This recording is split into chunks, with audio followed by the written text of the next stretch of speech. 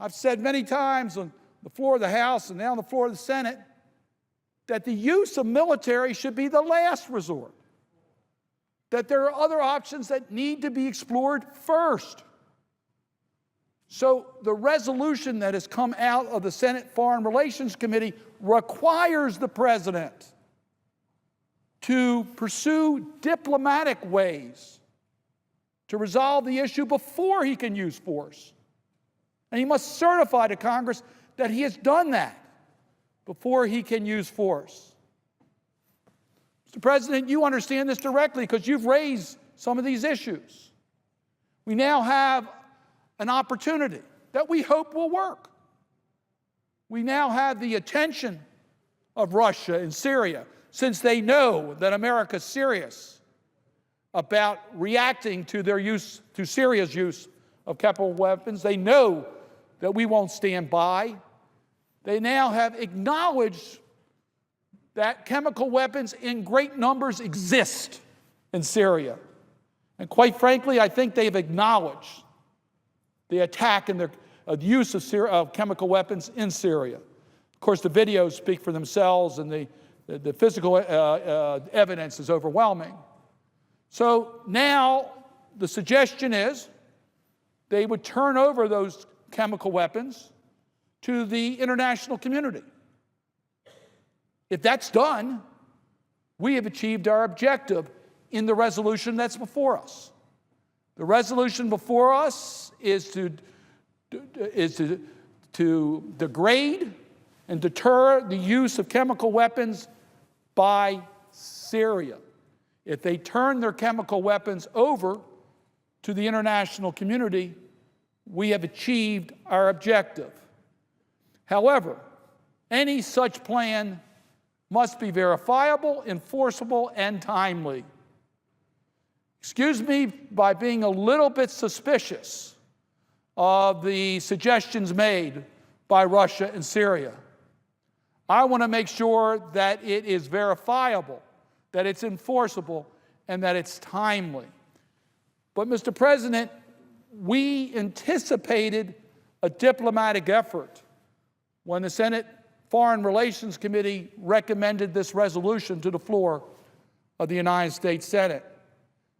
There are many members of the Senate, including the presiding officer, that are looking at ways that we can come together to support the President's effort to stand up against the use of chemical weapons. And I hope we will be able to come together with language in this resolution that will allow the Syrian government to turn over their chemical weapons in a timely way and forcible way so that military force will not be necessary. But make no mistake about it, but for the leadership of President Obama, but for their fear of the use of American military force, we would never be at this opportunity right now where we have a viable diplomatic channel that we can pursue. So I just want to acknowledge that, but acknowledge that we anticipated that diplomacy would be used, as it always should be used, before the use of military. We hope military will not be necessary, but we have to react to the use of chemical weapons. Now, let me explain some of the things we don't want to see happen. And, Mr. President, I referenced the hearings that we had in the Senate Foreign Relations Committee. I want to congratulate Senator Menendez and Senator Corker, the chairman and the ranking Republican on our committee. We had a very open hearing. Then we had access to classified information. And then we had an open discussion in our committee, and all views were heard. And we tried to recommend a resolution that we thought was responsible for the United States Congress to weigh in on. It was not the resolution that the President had submitted to us. It was one that was much more limited to the authorization that we thought was appropriate.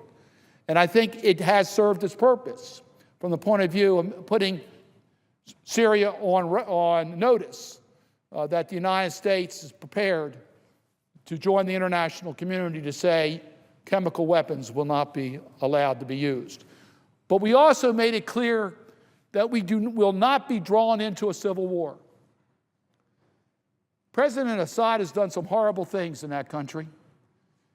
He's lost, in my view, the legitimacy of leading the country. But it's up to the Syrians to resolve their civil conflict. American troops will not be drawn in to the military problems within, or the civil problems within Syria itself. They're going to have to resolve that issue. And as the United States has said, as the international community has said, there needs to be a political solution to the future of Syria. And yes, there are some good people in the opposition. There's some people that we're concerned about in the opposition. At the end of the day, it's up to the Syrians, through a political process, to determine their own government.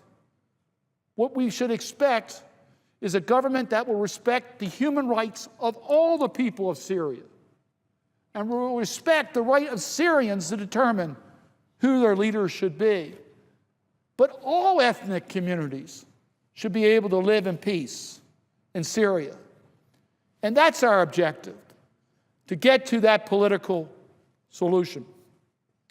We won't be drawn into a broader conflict. As I said earlier, the people I've talked to in Maryland don't want war. The people I've talked to in this nation don't want the United States drawn into another war, and neither do I. One more point about the response to the use of chemical weapons. Yes, our first priority is to make sure these chemical weapons aren't used again. The best way to do that is get control of the weapons and make sure they are not used and hopefully destroyed. But President Assad needs to be held accountable.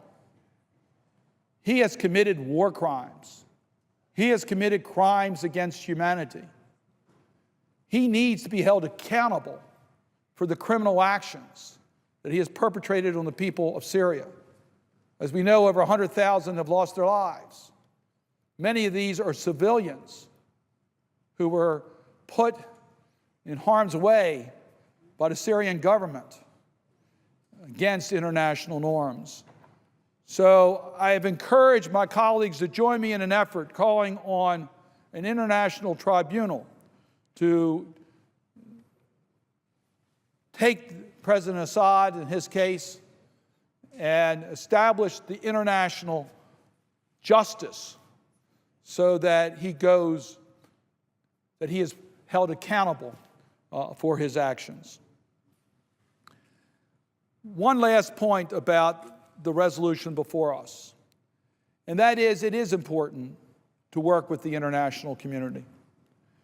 And I would hope that we would find more countries standing up for the importance of international participation on the use of chemical weapons.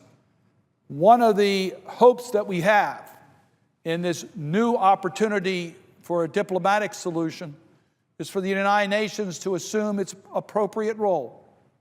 The United Nations Security Council will have an opportunity as early as today to pass an enforceable resolution condemning what happened in Syria and accepting the offer to take control of all of its chemical weapons and do it in a way that is enforceable and in a way that accomplishes its goal. I hope that the United Nations Security Council will act. I hope the international community will join us. The United States leadership is needed. President Obama is providing that. But the key point is that we must respond to the use of chemical weapons. I think this debate is strengthening our country. I understand that there are different views. I would urge my colleagues to get together to support a resolution that puts America on record, supporting President Obama on saying that we will not permit the use of chemical weapons to go unchallenged, that our objective is to make sure the world is safer from the use of chemical weapons, and we're prepared to work with the international community in order to achieve those objectives. With that, Mr. President, I would suggest the absence of a quorum. Clerk will call the roll.